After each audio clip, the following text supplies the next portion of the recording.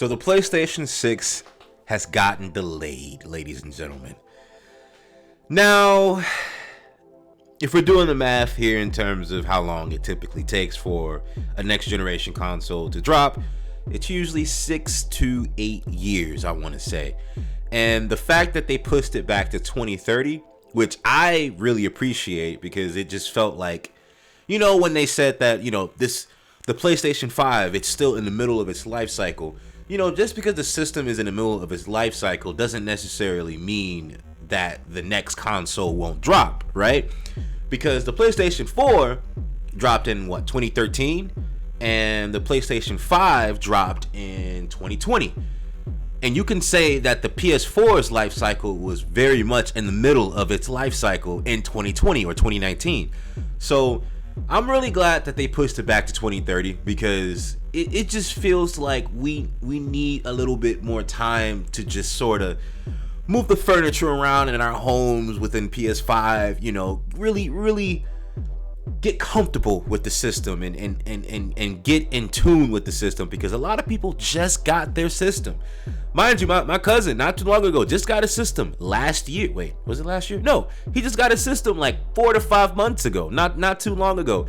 And they're already announcing a freaking PS6. Like, it's like, whoa, wait, hold on. Whoa, we just got into this.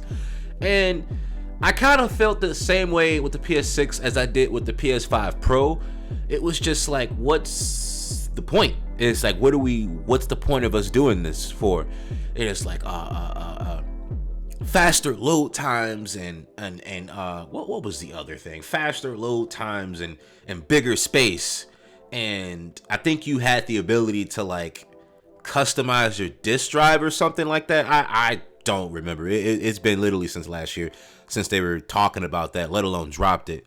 But with the PlayStation 6, I feel like this gives a lot of developers time to just kind of put that whole, okay, we got to use these new engines to make sure it gets well with the PS6. It really gives these developers time to really use the full power of the PlayStation 5 instead of half-assing it and basically creating these drafts that they never actually perfect because they're always being rushed.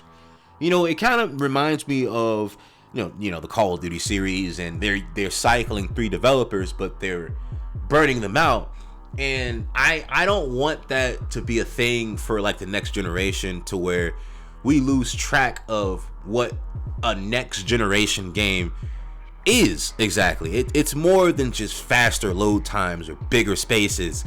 It deals more with just higher graphic fidelity, and then depending on what your controller can do, it sort of enhances the experience. How is the audio within the game? And then also on top of that, what are your new gimmicky things about the games that about the system that you're bringing about? With the PS5, the new gimmicky thing was the haptic features, as well as, the touchpad was already there, but the touchpad was kind of enhanced and somewhat enlarged as well. But with the Xbox, there was no real new gimmicky thing about the system. It was just kind of like another Xbox controller. So with the PS6 getting pushed back to 2030, I feel like this gives them a chance to figure out what that gimmicky thing could actually be. Whether it be them, they're not going to tie VR along with the controller or anything. But, just off the rip, I want to see something that, when I'm playing a hack and slash game, or if I'm playing a shooting game, what would make me feel more like I'm in the experience, without the system costing me an arm and a leg. And, with inflation and our president, even if President Trump wasn't the president, this still would have happened with Kamala Harris, no doubt. But it's just the fact that this technology is getting more expensive. They're using more tech. They're using more material to build the tech. And yeah, man, that's just kind of where I'm coming from with the PS6. I'm just really, really happy over the fact that they didn't have it at 2028. It's like, okay, when the system drops in 2028, what games are gonna come? That would lead me to believe that Final Fantasy VII Remake Part 3 would be a launch title, because that's the year that I'm looking at when it's gonna drop. Now that the system of the PS6 is gonna be dropped in 2030, that lets me know that we'll still be on track with the Final Fantasy VII Remake dropping on the 2028.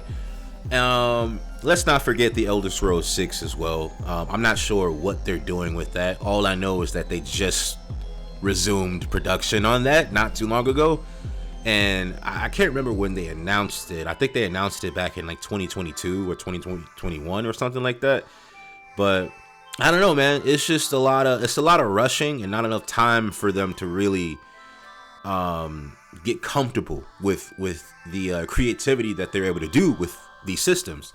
It's like they always got to keep in mind of the previous generation and the future generation, but they just can never just hone in on what's right in front of them. And if these production companies, if they keep trying to rush these developers to do that, gaming will go in a really dark place that we don't really want to revitalize at all. So that's kind of my thoughts on the whole thing. Let me know down in the comment section below what you guys think. Are you happy? Are you mad over the fact that it's been pushed back to the 2030? Let me know. Be sure to give me a like or dislike as to your liking as always. And hit me with a subscribe. Yeah. Peace.